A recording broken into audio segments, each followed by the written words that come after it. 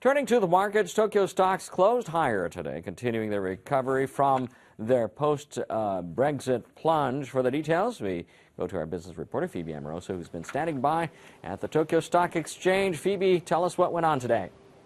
Jean, it was another positive day of trading in Tokyo today.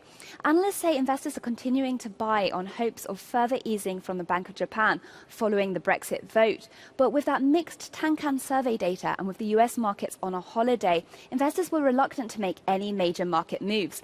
Let's see the closing levels for this Monday, July the 4th. The Nikkei added 0.6%, closing at 15,775. That's the sixth day in a row that it's ended in the positive. And the broader topics also rose by the same margin.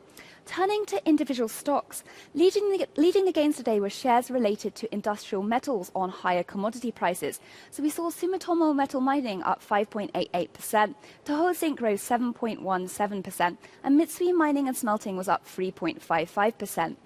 And we also saw a strong performance from cosmetics firm Shiseido, up nearly 2% on news of a deal with Dolce & Gabbana to make and distribute the luxury brands, fragrance and cosmetics worldwide.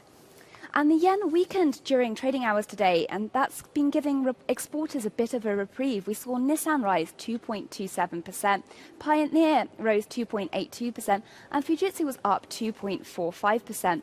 On the flip side, however, camera maker Konica Minolta fell 2% after SMBC Nikko Securities lowered its price target.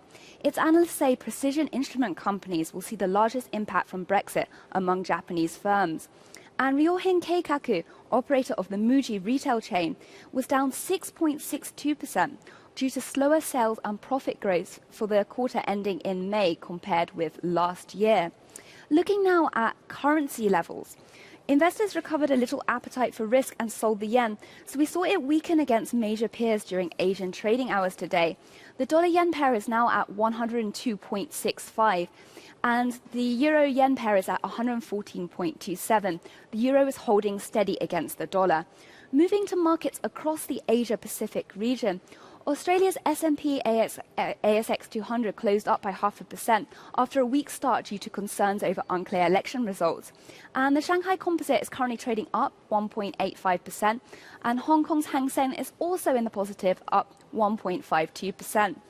So although the Nikkei finished higher today, Japanese stocks still lagged behind other Asian stocks in their post-Brexit recovery.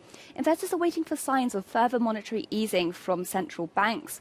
And they're still closely watching Britain. They'll be listening to the press conference by Bank of England's Governor Mark Carney on Tuesday. That's it from me, Jean. Back to you. Phoebe, thanks very much for that. Phoebe Amoroso live from the Tokyo Stock Exchange.